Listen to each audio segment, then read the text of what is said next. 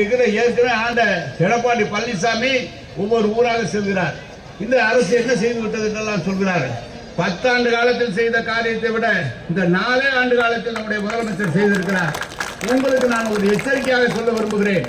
ஒரு காலத்திலே திமுக எதிர்த்து அதிமுக இப்படிதான் மாறி மாறி நம்முடைய தமிழ்நாட்டில் இருந்தது.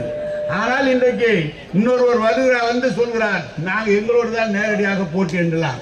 திமுகவோட போட்டி போட உனக்கு தகுதியே இல்லை தம்பி. நம்முடைய பாலுவோடு சொன்னது போல நீ வந்து நம்முடைய கலைவாளன் சொன்னார், நான் பார்க்கிறேன் அப்படின்னு சொன்னார்.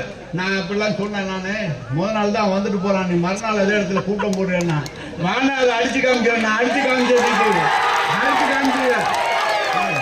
எனவே நான் இதை சொல்வதற்கான சும்மா இருந்தவனை கிளப்பிட்டீங்க. இனிமேல் அது மறுபடியும்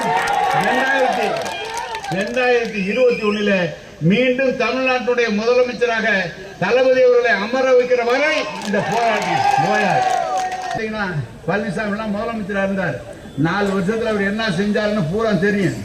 அவர் இன்னைக்கு சொல்றார், 4 வருஷம் கழிச்சு தமிழ்நாடு ஓரணியில் மக்களுடன் ஸ்டாலின் இப்ப ஆரம்பிக்கிறாரு.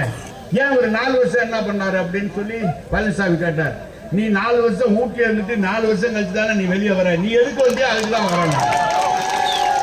எனவே அதிமுக பாஜக கூட்டணி என்பது ஒரு அமையாத கூட்டணி. அதிமுக தொண்டர்கள் பாஜகவை ஏற்றுக்கொள்ளவில்லை. பாஜக வந்தால் நிச்சயம் இந்த கபலீகரம் அதிமுகவை கபலீகரம் செய்துவிடும் என்பதை அதிமுக தொண்டர்கள் செய்கிறார்கள். எனவேதான் நம்முடைய முதலமைச்சரை, அங்கு அவரின் மக்களுக்காக உழைக்கிற முதலமைச்சரை காப்பதுதான் நம்முடைய கடமை. இது போல இருக்கிற நம் பாலு சொன்னது போல அவரை பற்றியெல்லாம் எந்த கவலையும் இல்லை. நிச்சயமாக இந்த டெல்டா பகுதி என்பது கழகத்தினுடைய கோட்டை, அதுவும் திருவாரூர் என்பது மிக மிக கோட்டை.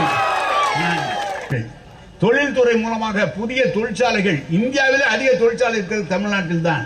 இந்தியாவிலே அதிக தொழிற்சாலையிலே பெண்கள் பணியாற்றுவது தமிழ்நாட்டில் தான். எனவேதான் இந்த நாட்டை முன்னோக்கி சென்றிருக்கின்ற தளபதி அவர்களை நாம் கலைஞரை இழந்து விட்டோம். இவர்தான் நமக்கு சரியானால் இவரை நாம் மீண்டும் மீண்டும் முதலமைச்சராக்கி இந்த நாட்டினுடைய வளர்ச்சிக்கு நாம் உண்டாக்க வேண்டும். அதற்காக நாம் தொடர்ந்து உழைக்க வேண்டும் என்று நான் கேட்டுக்கொள்கிறேன்.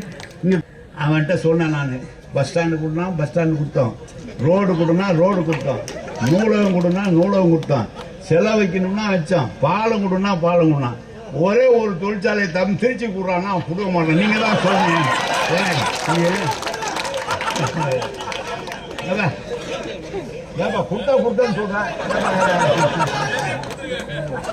பிளே ஸ்டோர் மற்றும் ஆப் ஸ்டோரில் இருந்து பாலிமர் செயலியை QR கோடு மூலம் பதிவிறக்கம் செய்யுங்கள். செய்திகளை உடனுக்குடன் பெறுங்கள்.